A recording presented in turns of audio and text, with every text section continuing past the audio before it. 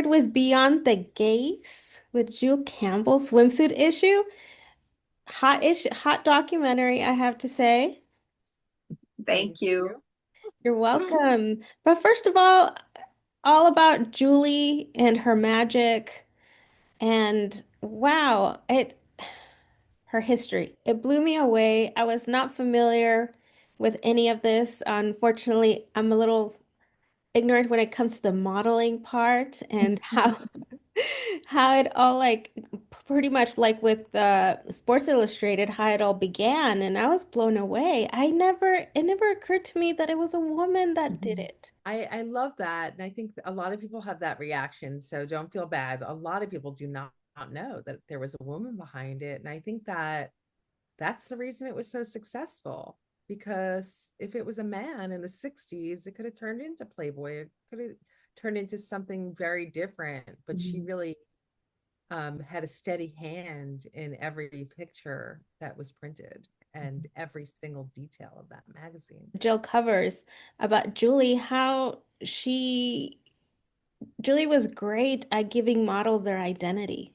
Yes. Thank you. That's the word I've been looking for throughout this entire journey is identity. It is so true because without Julie, you would not know Roshumba Williams. You would not know probably Tyra Banks, Christie Brinkley, Kathy Ireland, even the girls today, because the template that Julie laid down in those early years is still continued on today. And Sports Illustrated Swimsuit Issue is still one of the most successful magazines with um, Alex Earl, who's now on Dancing with the Stars, and just so many other girls that are in the industry. And I guess they have a public presence, the influencers, and just, yes, she gave us our identity. And it's interesting. She did it with such a subtle hand. It wasn't abrasive. It wasn't aggressive. It was just she just was full of so much love and nurturing and purpose, and the wind beneath our wings just lifting us up.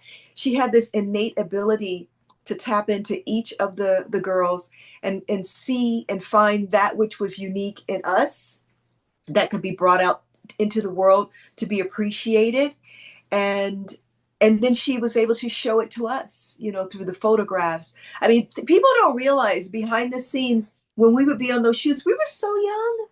We were like 16 and 17 and 18 and 19 and just leaving home for the first time, and then these exotic locations, and she was like our shepherd through all of that. And we would like lay in the bed with her and eat popcorn and watch movies between shoots. And it was a unique and very, very special time. But the fact that she would put our names in the magazines and teach us about making sure that you have a career path after this, and save your money and marry well, and just all of those things were wrapped into the way she nurtured us behind the scenes. Jill, you show us how Julie was like the mother to many, and you got a special space Aw. from her. So can you share? I mean, she was. It's really interesting because I mean, I've been directing and working in documentary for a long time, but I've never worked with a family member. And what's so interesting is I met her when I was 21, and I knew her as my mother-in-law and loved her dearly. And she was a second mother. She really was. She was really a mentor, a life mentor to me. Not Yes. in business, just watching her work ethic. Like she would work. She was one of the first to bring her work home.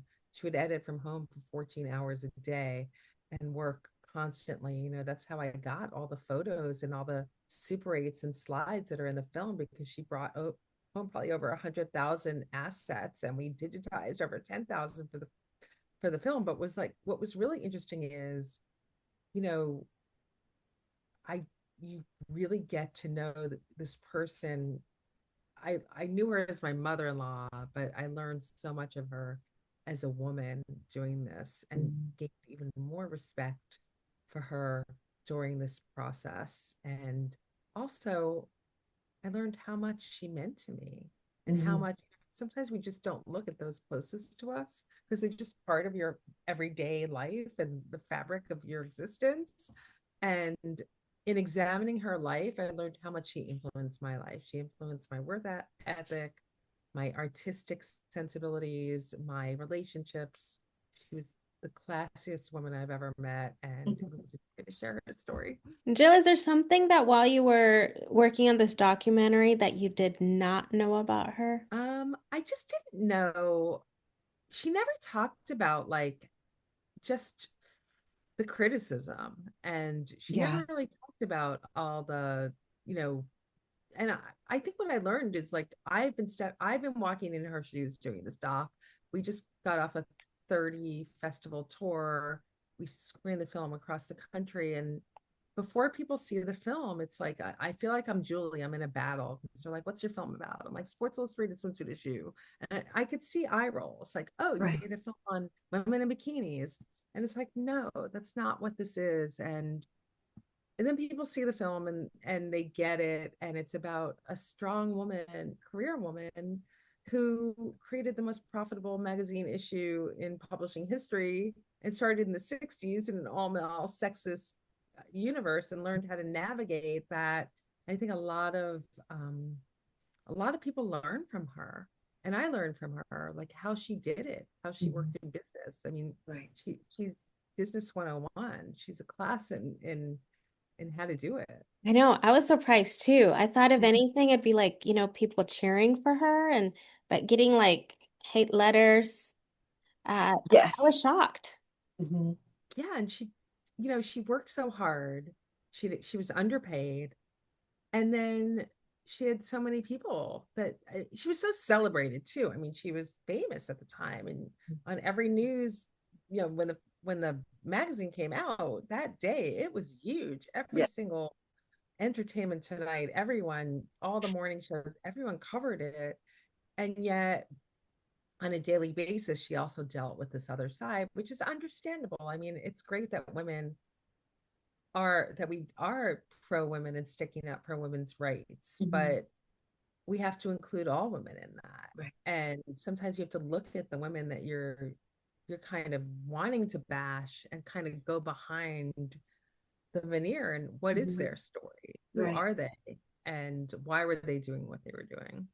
I mean, if anything, celebrate that it was Julie behind the lens directing it versus to a man. And yes, like making it more on the vulgar side, which is what men in the 60s would have probably leaned towards something close to Playboy. It wouldn't have I, been a I surprise. also just wanted to add to, for me, that's why I feel the film is so important because people didn't know.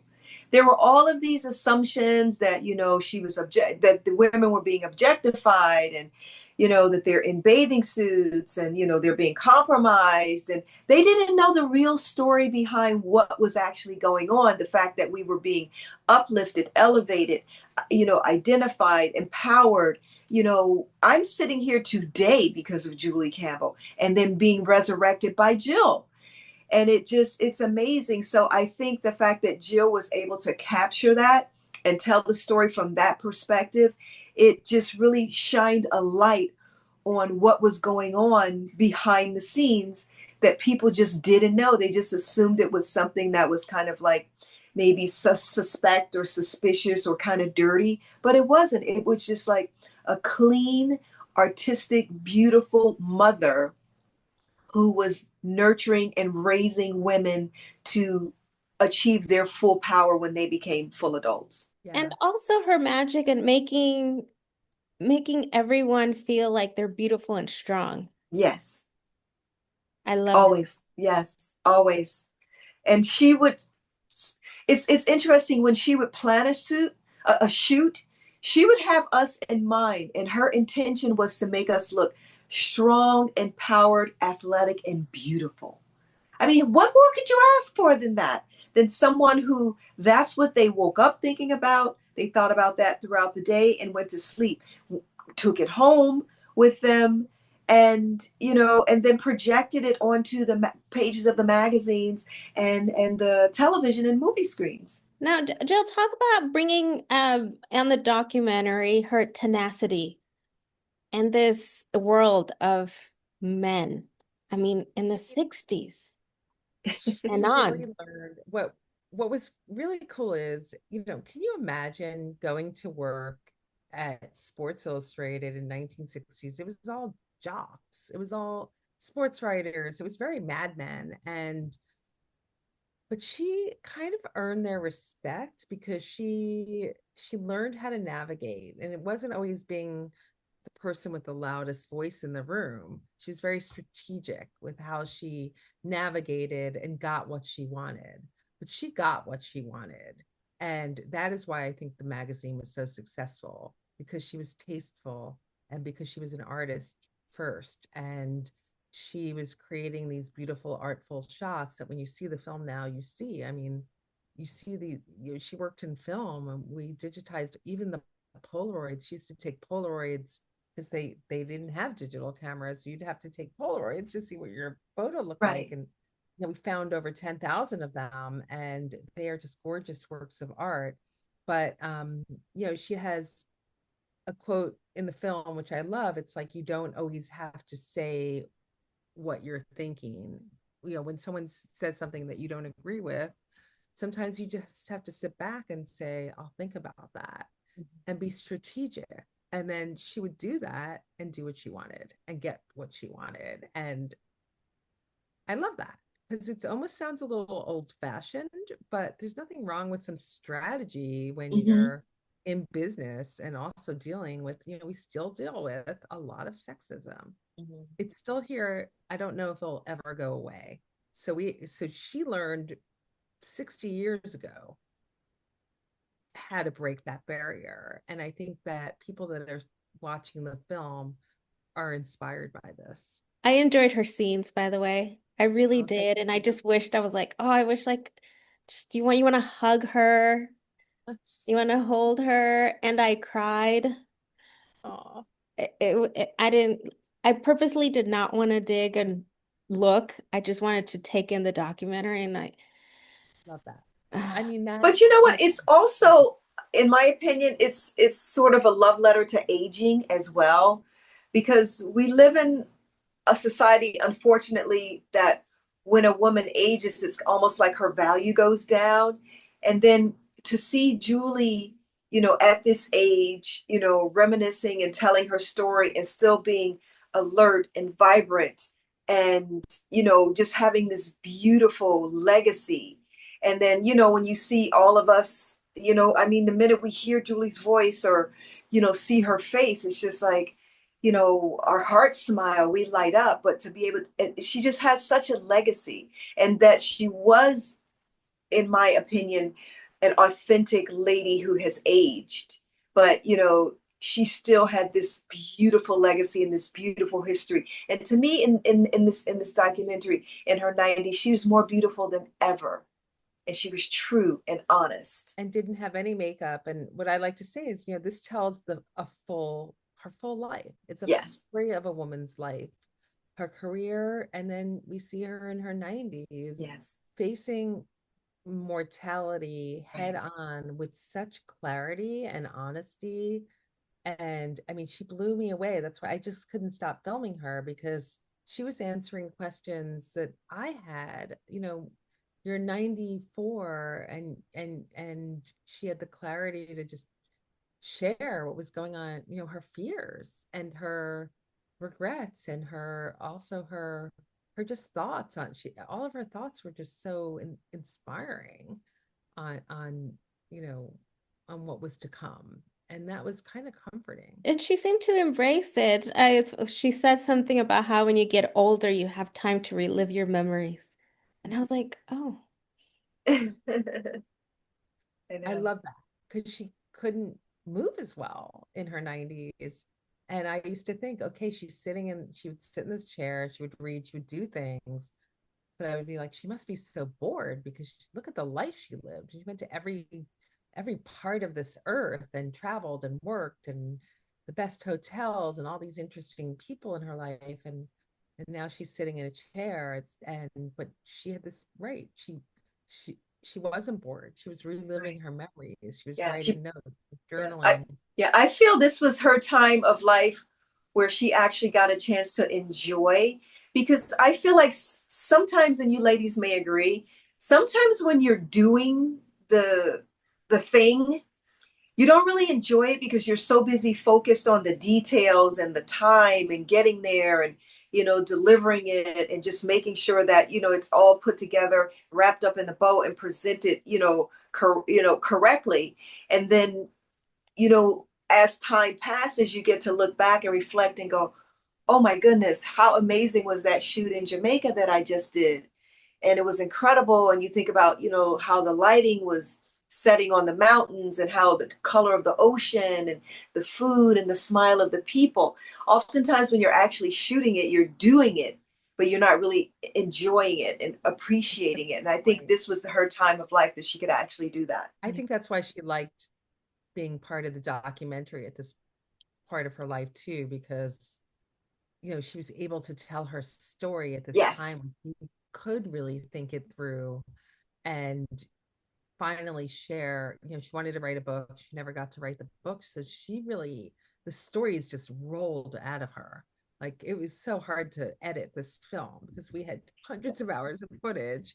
And Julie was gold, as you said, every time she was on screen in her 90s, she lit up the universe. And I wish, we just edited some bonus footage we're doing a Blu-ray, and I can't wait because I put some more of that footage in it. And I wish I could have shared more, but I wasn't allowed to make the film longer. So Well, in that that was hard. case, we have that to look forward to. And thank you. I just hope that one day I'm at least one third of what Julie was when I Oh, hit 90. yeah, I know. I know those are goals, right? Real life Right. goals. So. Yeah, I'm just grateful that we're going to be in everyone's living room starting today with streaming, and we'll just like be at the push of a button. You can just sit back, have a cup of tea or a glass of wine, and just sit back and just watch and enjoy. Well, Well, Julie's key to health: fresh tomatoes, really good olive oil, some good red wine or whiskey, Uh-huh. and it's all 96. well, thank you for reminding me. I got to edit this and get it up today. Okay. Thank you so Thank much. you. Well, thank you. You take care. Thanks again.